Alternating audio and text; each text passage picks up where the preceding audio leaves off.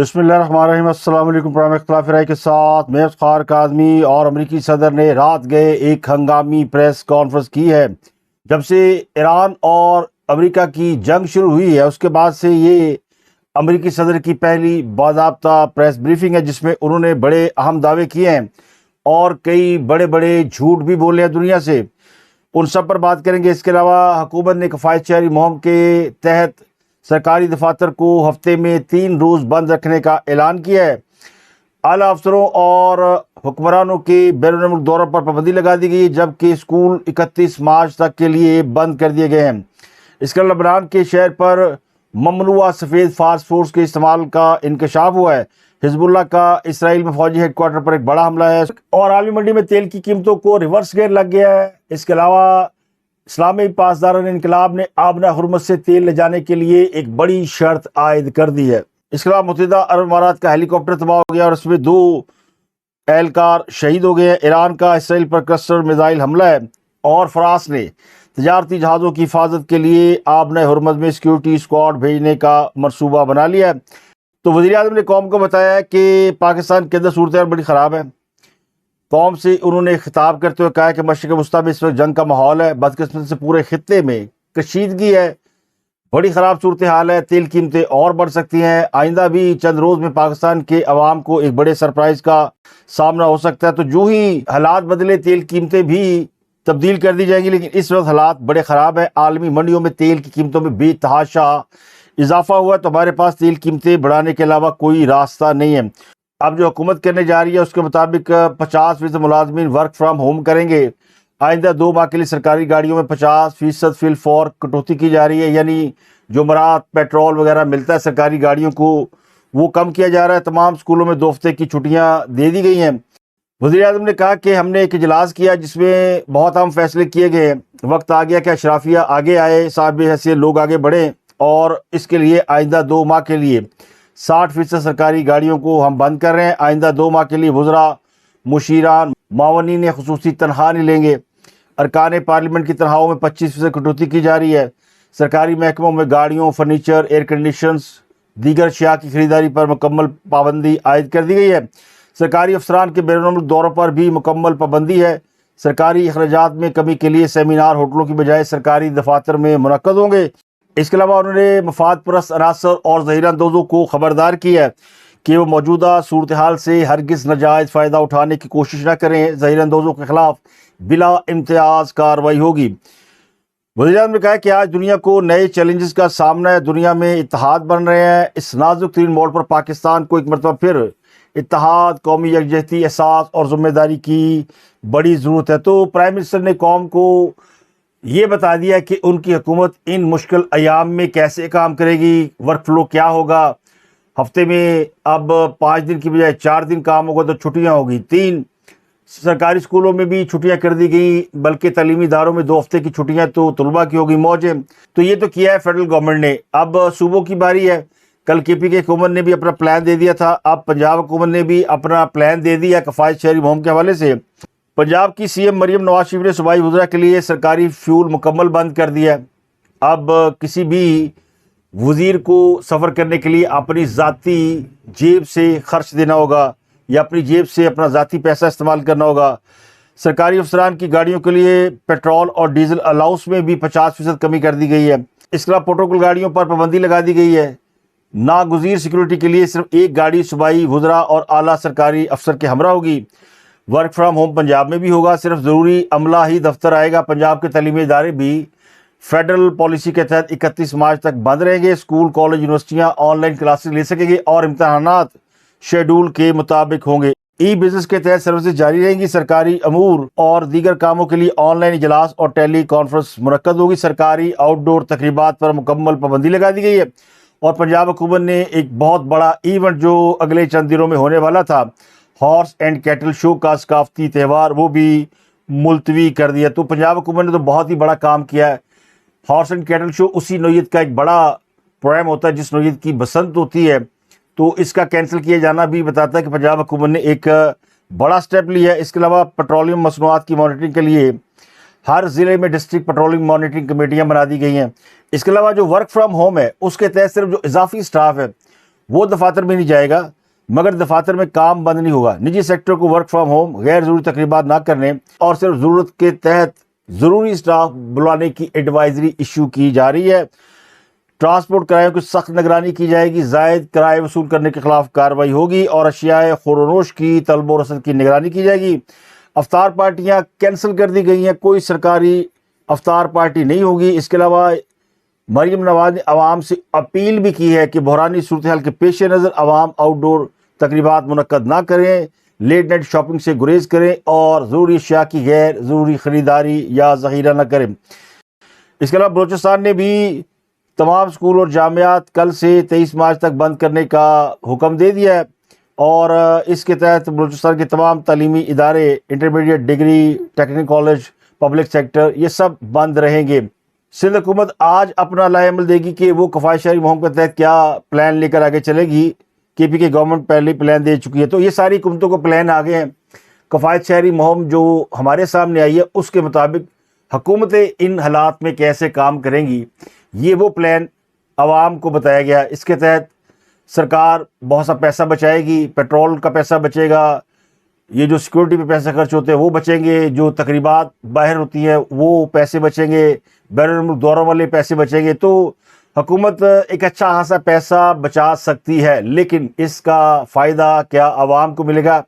یہ $1 million question جو ابھی تک جس کا جواب نہیں ملا کہ عوام نے ان حالات میں کرنا کیا ہے اور حکومت ان کے لیے کیا ریلیف دینے جا رہی۔ تو اس پیکج میں تو عوام کے لیے کوئی ریلیف نہیں ہے، بلکہ ایک بری خبر ہے کہ اگلے چند دنوں میں پیٹرول کی قیمت کو پھر بڑھایا جائے گا۔ بعض لوگ اسپیکولیشن کر رہے ہیں کہ شاید 50-60 روپے یا 70 روپے اور پر لیٹر بڑھ جائیں گے، تو پیٹرول کی قیمت جو ہے وہ آلموسٹ 400 روپے پر لیٹر کیے جانے پر غور کیا جا رہا ہے۔ ابھی فیصلہ نہیں ہوا، یہ تجویز ہو سکتی ہے یا یہ اسپیکولیشن ہو سکتی ہے، مگر کوئی حتمی فیصلہ نہیں ہوا اور میرا خیال ہے یہ ہوگا بھی نہیں، کیونکہ دنیا کے اندر ایک بڑی تبدیلی آ گئی ہے تیل کی قیمتوں کے حوالے سے، وہ میں تھوڑا آگے چل کے آپ کو بتاتا ہوں۔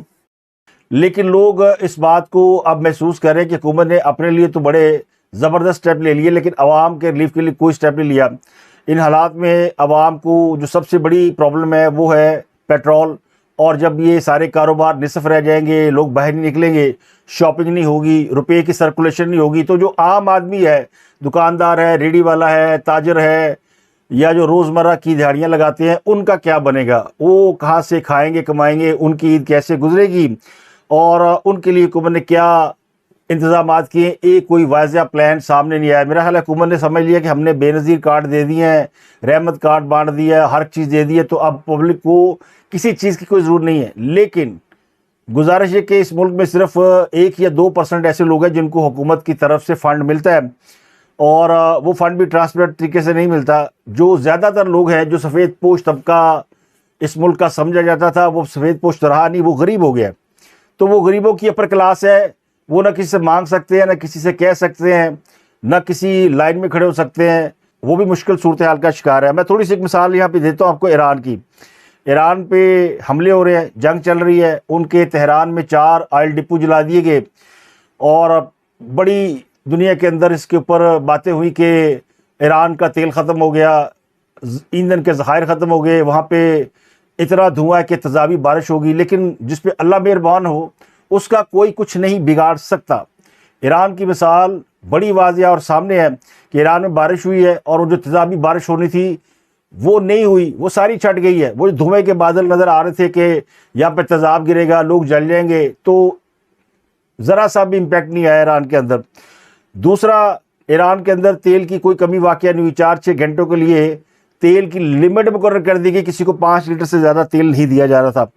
اب وہ 4-6 گھنٹوں کے بعد وہ لمٹ بھی ختم کر دی گئی ہے، تیل کی قیمت بالکل نہیں بڑھی، 0%۔ ایران کے اندر جو تیل بکتا ہے وہ پاکستانی روپوں میں اس کی قیمت 4-4.5 روپے پر لیٹر ہے، اور ان کو حکومت نے کارڈ دے رکھے ہیں، ہر شہری کو 30 لیٹر کا ایک کارڈ دیا جاتا ہے، اس کے بعد 50 لیٹر کا، اس کے بعد 100 لیٹر کا، تو 30 لیٹر تک یہ قیمت 4-4.5 روپے ہوتی ہے، جو آپ کی ضرورت کے لیے کافی ہوتی ہے۔ موٹر سائیکل میں اگر روزانہ 1 لیٹر پیٹرول ڈالا جائے تو آپ کا ایک دن تو گزر جاتا ہے، اور گاڑیوں کے لیے کافی نہیں ہوتا، گاڑیوں کو 4-5 لیٹر ڈیلی کا چاہیے ہوتا ہے، اور 30 لیٹر ایک عام آدمی کی زندگی کے لیے کافی ہوتا ہے۔ لیکن اگر زیادہ ضرورت ہے تو پھر 50 لیٹر والا کارڈ لے لیں، اس میں تیل کی قیمت 8 روپے پر لیٹر ہو جاتی ہے، اور اگر اور ذرا ضرورت ہے اپنے گاڑی واڑی چلانی ہے تو 100 لیٹر تو اس کی قیمت جو ہے وہاں پہ کوئی 10-12 روپے یا 15 روپے پر لیٹر ہوتی ہے. تو میں قیمت پہ نہیں جاتا کیونکہ ایران تو آئل پروڈیوس کرتا ہے, ہم تو سوائے باتوں کے اور کچھ کر نہیں سکتے, بڑی بڑی باتیں وڑا پاؤ کھاتے. لیکن یہاں بھی کارڈ سسٹم تو لاگو کیا جا سکتا ہے اور اس کی ایک مناسب قیمت وصول کی جا سکتی ہے. تو یہ میرا خیال ہے وقت آ گیا کہ پیٹرول کے لیے بھی عوام کو کارڈ جاری کیے جائیں. تو اس سے یہ ہوگا کہ جو 20-30 لیٹر والا ہے اس کو ڈیلی 1 لیٹر پیٹرول چاہیے ہوتا ہے, تو اس کو ذرا سستا پیٹرول مل جائے تو اس کی آدھی مشکل کم ہو جاتی ہے. آپ دوسرا بجلی کے بل کہاں سے دیں گے, دکانوں کے کرائے کہاں سے دیں گے, یا تو مہنگائی آسمان پر ہے اور پھر سیزن ہے, چند دنوں بعد عید ہے, اور عید سے پہلے اگر یہ حالات ہے کہ کاروبار کوئی نہیں تو پھر وہ کہتے ہیں نا مرے کو مارے شاہ مدار, تو بڑے مشکل حالات ہیں. بڑا اچھا کام کیا, کل ہم نے بڑی تنقید کی تھی پنجاب گورنمنٹ پہ اور فیڈرل گورنمنٹ پہ, اس تنقید کا یہ اثر تو ہوا کہ پلان سامنے آ گیا, لیکن ابھی تک عوام کے لیے کوئی بڑا ریلیف سامنے نہیں آیا, جس کی توقع کی جا رہی کہ حکومت جلد اس قسم کے جو پیکیجز ہیں پبلک کے لیے وہ اناؤنس کرے گی. تو بجلی, پیٹرول اور گیس کے لیے بھی کارڈ ایشو کرنے چاہیے اور اس کی بھی ایک لمٹ ہونی چاہیے مناسب قیمت پر. اس سے زیادہ اگر کوئی استعمال کرنا چاہتا ہے تو پھر اس کے لیے الگ پرائز ہو سکتی ہے. تو یہ تو ہو گئے ہمارے ڈومیسٹک ایشوز جو کہ آج سے ہم جن کو فیس کریں گے. مگر اب بات کرتے ہیں امریکی صدر ڈونلڈ ٹرمپ کی ایک پریس کانفرنس کیا تھی. جھوٹ کا ایک پلندہ تھا, الاطول جھوٹ, جس کو ٹرمپ نے بڑی خوبصورتی کے ساتھ دنیا کے سامنے پیش کیا. تو 10 بڑے جھوٹ ایسے ٹرمپ نے بولے ہیں جو آپ بھی بڑی آسانی سے آئیڈینٹیفائی کر سکتے ہیں. بولے تو زیادہ گئے مگر میں 8-10 کا ذکر کروں گا, وہ قابل ذکر ہے. اب اس میں 2-3 ہم باتیں ہیں کہ ایک تو ٹرمپ نے پریس کانفرنس کیوں کی, دوسرا انہوں نے پریس کانفرنس سے پہلے پیوٹن کے ساتھ 1 گھنٹہ ٹیلی فونک کانورسیشن کی ہے, اور تیسرا یہ کہ پیٹرول کی قیمتوں میں جو ڈراسٹک چینج آیا ہے وہ بھی میں آپ کو بتاؤں گا کہ وہ کیا ہے. تو ٹرمپ نے پیوٹن کو کیا مشورے دیے اور پیوٹن سے انہیں کیا مشورے دیے. اب ٹرمپ نے جو پریس بریفنگ میں دعوے کیے, پہلا دعویٰ تو انہوں نے کیا کہ امریکہ جنگ جیت چکا ہے, لیکن امریکہ کے پاس اس دعوے کا کوئی ثبوت نہیں ہے. انہوں نے کوئی ایویڈنس سامنے نہیں رکھا کہ وہ جنگ جیت چکے ہیں, کیونکہ ان سے سوال پوچھے گئے کہ کیا جنگ ختم ہوگی تو انہوں نے کہا نہیں. ان سے پوچھا گیا کہ کب ختم ہوگی تو جواب ملا کہ پتہ نہیں. تو ایسی جنگ جس کے بارے میں ٹرمپ کو خود نہیں پتا کہ وہ ابھی شروع ہوئی ہے یا ختم ہوئی ہے, کیونکہ ان کے جو فارن منسٹر ہے وہ یہ کہتے ہیں کہ ابھی تو جنگ شروع ہوئی ہے اور ٹرمپ کہتا ہے جنگ ختم ہوئی ہے. دوسرا انہوں نے الزام لگایا کہ ایران ان پر حملہ کرنے والا تھا, یعنی کس پہ حملہ کرنے والا تھا. تو ٹرمپ کہہ رہے ہیں یہ جو آس پڑوس کے ملک ہے نا, خلیجی ممالک, ان کے اوپر اٹیک کرنے والا تھا, ان پر وہ قبضہ کر لیتا, مشرق وسطیٰ کو اپنے قبضے میں کر لیتا. تو اب ذرا آپ ایران کو دیکھیں اور مشرق وسطیٰ کے ممالک کو دیکھیں, سعودی عرب, مڈل ایسٹ کے جو ممالک ہیں, دبئی, ابو ظبی, شارجہ, بحرین, کویت, یہ سارے جو مڈل ایسٹ کے ممالک ہیں, ان میں سے کسی ملک کو ایران نے قبضہ کرنے کی دھمکی نہیں دی. اور ایک ایسا ملک جس کو چند ماہ پہلے اسرائیل اور امریکہ نے مل کر تباہ کر دیا اور دنیا کو بتایا کہ ہم نے ان کی ایٹمی تنصیبات تباہ کر دی ہیں, وہ چند مہینے میں اس قابل کیسے ہو گیا کہ وہ اپنے آس پاس کے ملکوں کو فتح کرنے چل پڑے. ٹرمپ نے اس میں ایک اور دعویٰ کیا کہ ایران ایٹم بم بنانے والا تھا. تو چند ماہ پہلے آپ نے اس کی ایٹمی صلاحیت ختم کی ہے, چند ماہ بعد وہ ایٹم بم بنانے والا ہے. تو یہ کہتے ہیں نا چٹے دن جھوٹ, تو انہوں نے بڑے بڑے جھوٹ بولے ہیں. اور ایران کو چھوڑیں, ایران کے کسی ہمسایہ ملک نے بھی اس خدشے کا اظہار نہیں کیا تھا کہ ایران ان پہ حملہ کرنے والا ہے. اور دوسرا, جب 2 پڑوسی ملک آپس میں گتھم گتھا ہوں, سعودی عرب اور یو اے ای کے اندر زبردست ٹینشن ہم نے دیکھی, یمن کے اندر دیکھی, اور آپس میں دونوں ملک ایک دوسرے کے دست و گریبان ہوئے ہیں, یو اے ای کو وہاں سے نکلنا پڑا, سوڈان میں ہم نے دیکھا نکلنا پڑا. تو سعودی عرب جو ہے وہ یو اے ای کے ساتھ وہ کہتے ہیں نیک ٹو نیک آیا ہوا ہے. ایران کو کیا ضرورت پڑی کہ وہ ان ملکوں پہ قبضہ کرے. تیسرا, انہوں نے کہا کہ ایران کی جو بحری ہے وہ تباہ کر دی گئی ہے, ہم نے ان کے کوئی 51 بحری جہاز اڑا دیے ہیں. ان سے سوال پوچھا کہ صحافی نے کہ آپ نے جہاز اڑائے کیوں, آپ گرفتار کر سکتے تھے, اگر آپ کی نیول فورس بڑی سٹرونگ ہے, وہ دشمن کو ہٹ کر سکتی ہے تو پکڑ کیوں نہیں سکتی. تو ٹرمپ نے بڑے غرور اور تکبر سے کہا میری فوج کہتی ہے کہ انہیں ڈوبتا ہوا جہاز دیکھنے کا بڑا مزہ آتا ہے. تو آپ اندازہ لگائیں کہ اس کے اندر کتنی فرونیت ہے. اور یہ وہی بحریہ ہے جس کے بارے میں ٹرمپ کہہ رہا ہے کہ ہم نے اس کو تباہ کر دیا ہے. وہ کسی تیل کے جہاز کو آبنہ ہرمز سے گزرنے نہیں دے رہی. وہاں پہ کوئی جنگی جہاز ہوں گے تو روکیں گے. تو آبنہ ہرمز وہ جگہ ہے جہاں سے کوئی تیل کا جہاز تو دور کی بات, پانی کا جہاز بھی نہیں گزر پا رہا. جس طرح پاکستان سمیت کئی ملک تیل کی قیمتوں کے اوپر بڑے پریشان ہیں کہ تیل نہ ملا تو کیا ہوگا, تو عرب ملکوں کو ایک اور پریشانی لاحق ہے کہ پانی نہ ملا تو کیا ہوگا. آبنہ ہرمز جو ہے وہ تیل کے علاوہ پانی کی ترسیل کے لیے بھی استعمال ہوتی ہے. صاف پانی وہاں سے لایا اور لے جایا جاتا ہے. عرب ملکوں میں صاف پانی نہیں ہے. بہت سے آس پاس کے سمندروں کے اوپر انہوں نے پانی کے پلانٹ لگائے ہوئے ہیں, جس پر کل امریکہ اور اسرائیل نے حملہ بھی کیا ہے, تو پانی کے پلانٹ بھی تباہ کیے ہیں. تو عرب ملکوں کو پانی کی ضرورت ہے اسی طرح جس طرح ہمیں تیل کی ضرورت ہے. اب ٹرمپ آبنہ ہرمز کے حوالے سے یہ کہتا ہے کہ دنیا ہمت کرے اور آبنہ ہرمز سے گزر جائے. تو لوگ کہہ رہے پہلے خود تو ہمت کرو اور وہاں سے گزر کے دکھاؤ, پہلے تو لنگ کے بھا. دوسروں کہہ رہے کہ ہمت کرو نکل جاؤ. اس کے علاوہ انہوں نے دعویٰ کیا کہ ایران کی فضائیہ انہوں نے تباہ کر دیا. تو ایران کی فضائیہ تو کبھی تھی نہیں, 2-4 جہاز ہیں. اگر فضائیہ ہوتی تو ان کو لگ پتہ جاتا کہ فضائیہ کیا کر سکتی ہے, لیکن ایران کے پاس یہ ٹیکنالوجی اور یہ فیسلٹی نہیں ہے. پھر یہ کہتے ہیں کہ انہوں نے میزائل اور لانچر تباہ کر دیے. تو اب کیا ہو رہا ہے, حملے تو اب بھی جاری ہے اور اسی شدت سے جاری ہے. پھر یہ کہا کہ ہمارے پاس ایران کے ایسے اہداف موجود ہیں کہ ایک دن میں انہیں اڑا سکتے ہیں لیکن ایران تباہ ہو جائے گا. تو اس کا مطلب ہے کہ امریکہ یہ بھی کہہ رہا ہے کہ ہم ایران کو تباہ نہیں کرنا چاہتے, جنگ اس سے زیادہ نہیں چاہتے. تو یہ فل سٹاپ سمجھا جائے یا کوما سمجھا جائے, مگر ٹرمپ نے شروع سے لے کے آخر تک جو چیز ثابت کرنے کی کوشش کی کہ ہم نے جو کچھ کرنا تھا وہ کر لیا ہے, اب ہمیں فیس سیونگ چاہیے کیونکہ اہداف تو حاصل کر لیے ہیں, اب ہم ایران کو مارنا نہیں چاہتے. لیکن انہوں نے دھمکی دی کہ جو ایران کی نئی قیادت ہے اس کو وہ نہیں چھوڑیں گے. اور یہ ٹرمپ کی دھمکی سے زیادہ نیتن یاہو کی دھمکی ہے. نیتن یاہو کی باتوں کو ٹرمپ انڈوز کرتے ہیں, اور وجہ آپ کو پتہ ہی ہے کہ پائن نیتن یاہو کو لوڑنے دیا فائلہ نے. تو یہ 10 جھوٹ انہوں نے پے در پہ ایک ہی سانس میں بولے. بڑی لمبی پریس بریفنگ تھی. اب وجہ بتا دیتے ہو کہ اس پریس کانفرنس کی ضرورت کیوں پیش آئی. ایک تو دنیا میں تیل قیمتیں بڑی تیزی سے اوپر گئیں, اور پچھلے 24 گھنٹوں میں 25-30% تیل کی قیمتیں بڑھ گئیں. $90+ فی بیرل چل رہا تھا جو اچانک 117 پہ گیا. تیل ایک بڑی وجہ ہے. دوسری وجہ ہے کہ اسرائیل تباہ ہو چکا ہے. نیتن یاہو کا کچھ پتہ نہیں چل رہا, وہ بھاگے پھر رہے ہیں. بعض لوگ کہتے ہیں وہ طیارے میں ہی رہتا ہے اور طیارہ ایک جگہ رکتا نہیں ہے, اور بعض لوگ کہتے ہیں اس گھر پہ جو حملہ ہوا اس میں اس کا بھائی بری طرح زخمی ہوا, وہ ہاسپٹل کے اندر ہے. تو اسرائیل کو اور امریکہ کو ایران میں کوئی بڑی کامیابی نہیں ملی. اب ان کو 2 چیزوں کا سامنا ہے جو سوال دنیا سے پوچھ رہی ہے کہ آپ نے تہران کے اندر جو 180 بچے مارے وہ کیوں مارے. دوسرا, آپ نے پانی کے ٹینکوں کے اوپر کیوں حملہ کیا. یہ ہیومن رائٹ کے اندر آتا ہے, اور آپ کو پتہ ہے ویسٹ میں ہیومن رائٹ کی بڑی فکر ہوتی ہے لوگوں کو. اور پھر جب کسی گنڈے بدماش کا کوئی بس نہیں چلتا نا تو وہ کہتا ہے کہ میں تمہیں جانوں مار دیا گا. تو وہ انہوں نے اس پریس کانفرنس میں اینڈ میں یہی دھمکی لگائی کہ میں جانوں مار دیا گا. پیتا ہوا شخص تو مسرت و خوشی کا اظہار کرتا ہے, اس کے چہرے پہ ہوائیاں نہیں اڑی ہوتی. مگر ٹرمپ جو ہے وہ گنڈا تھا, گنڈا ہے اور گنڈا رہے گا. تو اس کے اندر کا گنڈا باہر آ جاتا ہے, کہتا ہے میں مارا گا, چھڈا گا نہیں جو نئی قیادت ہے. تو مجھے لگتا ہے کہ ٹرمپ خود تو ڈوبے گا, امریکہ کو بھی لے کر ڈوبے گا, اور ساتھ اسرائیل کو بھی لے ڈوبے گا, کیونکہ ان کی یہ جو گیم ہے وہ عرب ملکوں نے ناکام بنائی ہے.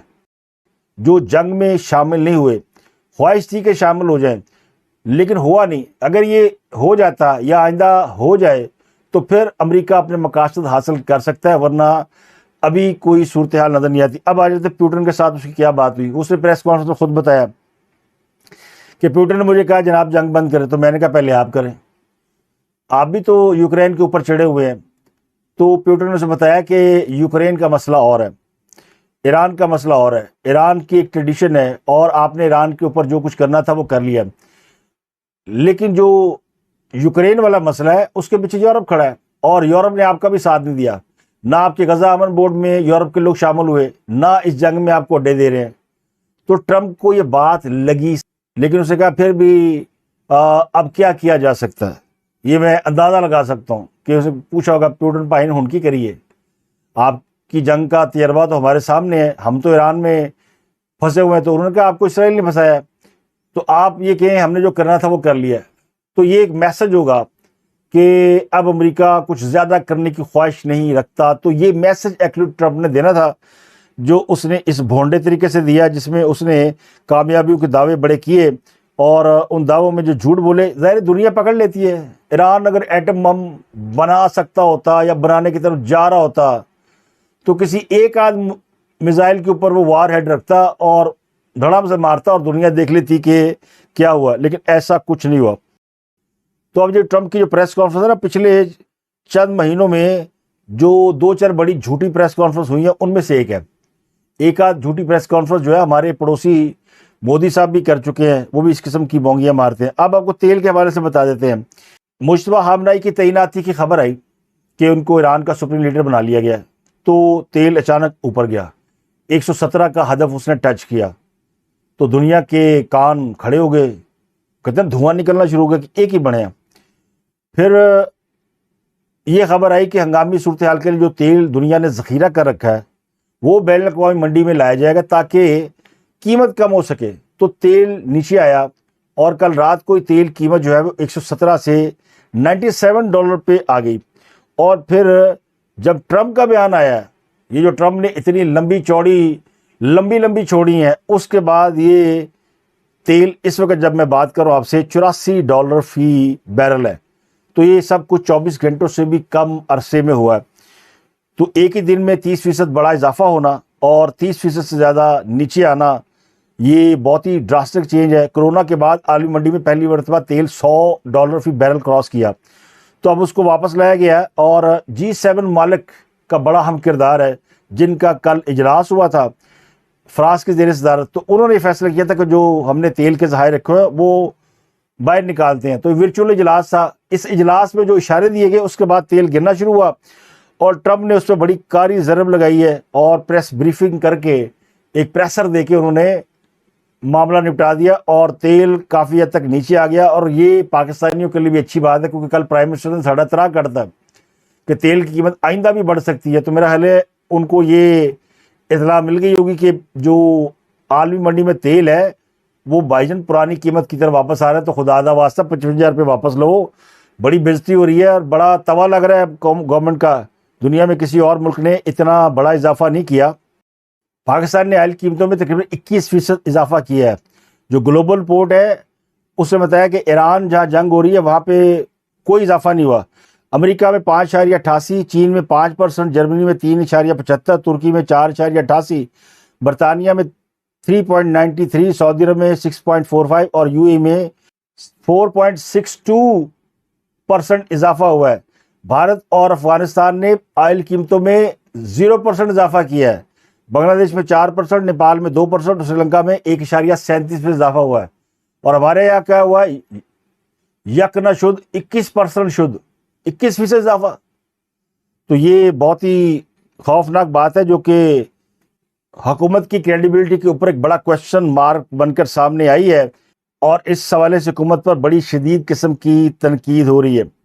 جو جنگ کی صورتحال ہے اس کے مطابق اسرائیل کے فوجی ہیڈ کوارٹر پر ایک بڑا حملہ ہوا اور یہ حملہ لبنان کی حزب اللہ نے کیا ہے. اسرائیلی فوج کے home front command headquarters کو اس نے نشانہ بنایا جو رملہ میں واقع ہے, جسے ریخام بیس کے نام سے جانا جاتا ہے.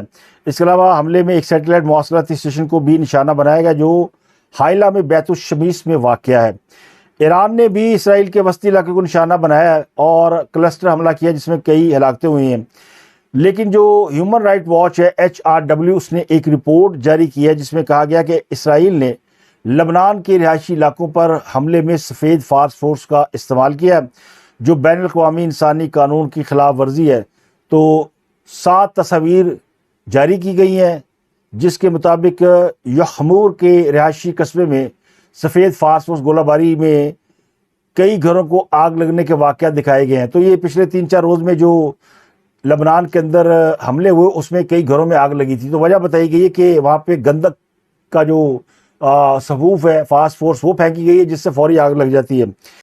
ایران نے رات بھی کئی حملے کیے ہیں اور اسرائیل نے بھی لبنان اور ایران پر حملے جاری رکھے ہیں. اصفہان کے 8 شہروں پر فضائی حملے کیے گئے ہیں.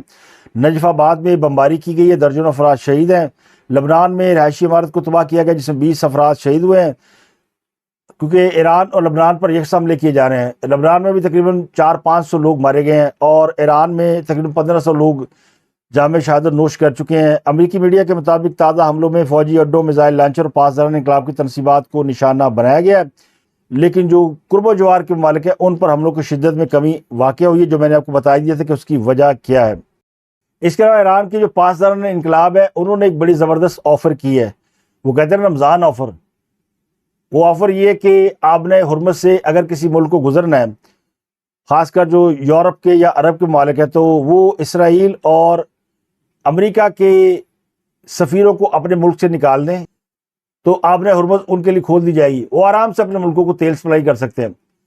تو یہ منی بیک گارنٹی ہے کہ جس ملک میں اسرائیل اور امریکہ کے سفارت خانے ہیں وہ خالی کرا لیں۔ پاکستان میں بھی ہے، اسرائیل کا تو نہیں ہے مگر امریکہ کا ہے، تو پاکستان کو اگر آبنہ حرمت سے تیل لے کر آنا ہے تو امریکی قونصل خانے کو جا کر خالی کرا لیں، ان سے ریکویسٹ کریں کہ بی 4 دن چھٹیاں چلی جا تو پاکستانی کو تیل مل جائے گا۔ تو پاکستانی حکمران تو ایسا کریں گے نہیں اور نہ ہی کوئی اور ملک کرنے والا۔ تو یہ جیسے وہ آج کل لوگ کہتے ہیں نا قیدی نمبر 804 کی آزادی تک ادھار بند ہے، تو دکانداروں کو بڑی راحت ملی ہے کیونکہ نہ قیدی 804 نے باہر آنا ہے نہ لوگوں کو ادھار ملنا شروع ہونا۔ تو اسی طرح نہ کسی ملک کے سفیر کو کسی ملک نے نکالنا ہے اور نہ ہی ان کا تیل کا جہاز آبنہ حرمت سے گزر سکتا ہے۔ اب تک کے لیے اتنا ہی، آپ سے ملاقات ہوتی اگلے ویلاگ میں۔ اپنا گردنواں کے لوگوں کو بہت خیال رکھیے گا۔